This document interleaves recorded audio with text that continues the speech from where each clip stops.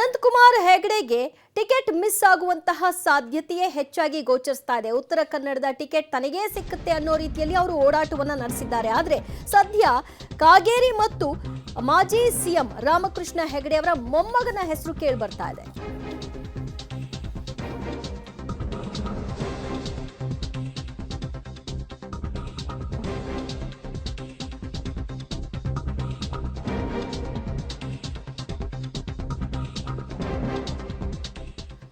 Ananthkumar ಹೆಗಡೆಗೆ ticket miss ಆಗೋ ಸಾಧ್ಯತೆಯ ಬಗ್ಗೆ ಹೇಳಲಾಗ್ತಾ ಇದೆ. ಕಾರಣ ಉತ್ತರ ಕನ್ನಡ ಕ್ಷೇತ್ರಕ್ಕೆ ಸದ್ಯ ಬಿಜೆಪಿ ಅಭ್ಯರ್ಥಿಯಾಗಿ ಯಾರನ್ನ ಕಣಕ್ಕಿಳಿಸಬಹುದು ಅಂದ್ರೆ ಪ್ರಮುಖವಾಗಿ ಎರಡು ಹೆಸರುಗಳು ಇಲ್ಲಿ ಕೇಳಿ ಬರ್ತಾ ಇದೆ. ಅದು ಮಾಜಿ ಸ್ಪೀಕರ್ ಕಾಗೇರಿ ಮತ್ತು ಮಾಜಿ ಮುಖ್ಯಮಂತ್ರಿ ರಾಮಕೃಷ್ಣ ಹೆಗಡೆ ಅವರ ಮೊಮ್ಮಗ ಶಶಿಭೂಷಣ್ ಹೆಗಡೆ ಅವರ ಹೆಸರು.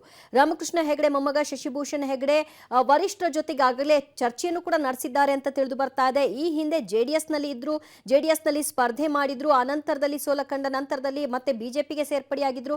ಹಾಗೆ ನೋಡಕ್ ಹೋದ್ರೆ ಬಿಜೆಪಿ ಶಶಿಭೂಷಣ್ ಅವ್ರಿಗೇನು ಹೊಸ್ತಲ್ಲ. ಈ ಹಿಂದೆ 2004 ಮತ್ತು 8ರಲ್ಲಿ ಬಿಜೆಪಿಯಿಂದಲೇ ಅವರು ಕುಮಟಾದಿಂದ ಸ್ಪರ್ಧೆ ಮಾಡಿದ್ರು ವಿಧಾನಸಭೆಗೆ. ಆದ್ರೆ ಲೋಕಸಭೆಗೆ ಈಗ ಅವರು ಪ್ರಥಮ ಎಂಟ್ರಿಗೆ ಪ್ರಯತ್ನವನ್ನ ನಡೆಸ್ತಾ ಇದ್ದಾರೆ. ಹೈಕಮಾಂಡ್ ನಾಯಕರು ಕೂಡ ಇವರ ಪರವಾಗಿ ಒಲವನ್ನ ವ್ಯಕ್ತಪಡಿಸ್ತಾ ಇದ್ದಾರೆ ಅಂತ ಹೇಳಲಾಗ್ತಿದೆ. ಈ ಬಗ್ಗೆ ಮತ್ತಷ್ಟು ಮಾಹಿತಿ ಪಡೆಯೋಣ ನಮ್ಮ ಪ್ರತಿನಿಧಿ ನವೀನ್ ಸಾಗರ್ರಿಂದ. ನವೀನ್, ವಿಧಾನಸಭಾ ಕ್ಷೇತ್ರಗಳಿಗೆ ಸ್ಪರ್ಧೆ ಮಾಡಿದ್ರು, ಸೋಲು ಕಂಡಿದ್ರು. ಹಾಗೆ ನೋಡೋಕೋದ್ರೆ ಬಿಜೆಪಿಗೂ ಹೊಸ್ತಲ್ಲ, ಇನ್ನು ರಾಜಕೀಯಕ್ಕೂ ಹೊಸ್ತಲ್ಲ ಶಶಿಭೂಷಣ್ ಅವರ ಹೆಸರು. ಆದ್ರೆ ಈಗ ಲೋಕಸಭಾ ಸ್ಪರ್ಧೆಗೆ ಅವರ ಹೆಸರು ಕೇಳಿ ಬರ್ತಾ ಇರೋದಕ್ಕೆ ಕಾರಣಗಳೇನು? ಯಾವ ರೀತಿಯ ಚಟುವಟಿಕೆಗಳು ಸದ್ಯ ನಡೀತಾ ಇದೆ ಆ ವಿಷಯಕ್ಕೆ?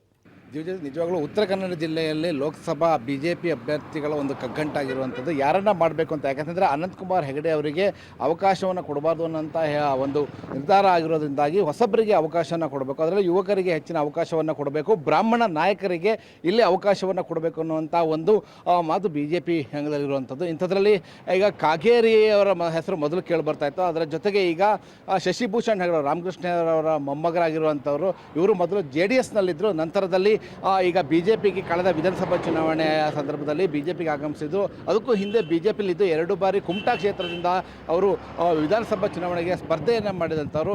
ಹೀಗಾಗಿ ರಾಜಕೀಯವಾಗಿ ತುಂಬ ಒಳ್ಳೆಯ ಹೆಸರನ್ನು ಇಟ್ಕೊಂಡವರು. ಜೊತೆಗೆ ಅನಂತಕುಮಾರ್ ಹೆಗಡೆ ಅವರ ಜೊತೆಗೆ ಆತ್ಮೀಯ ಸಂಬಂಧವನ್ನು ಹೊಂದಿರುವಂತಹ ಶಶಿಭೂಷಣ್ ಹೆಗಡೆ ಅವರಿಗೆ ಒಂದು ಅವಕಾಶ ಈಗ ಕಾಯ್ದು ಬಂದಿರುವಂಥದ್ದು.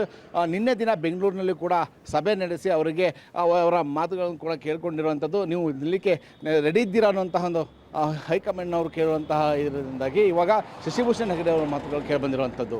ನಿವಿಜಾತಿ, ಥ್ಯಾಂಕ್ ಯು ನಿಮ್ಮೆಲ್ಲ ಮಾಹಿತಿಗೆ.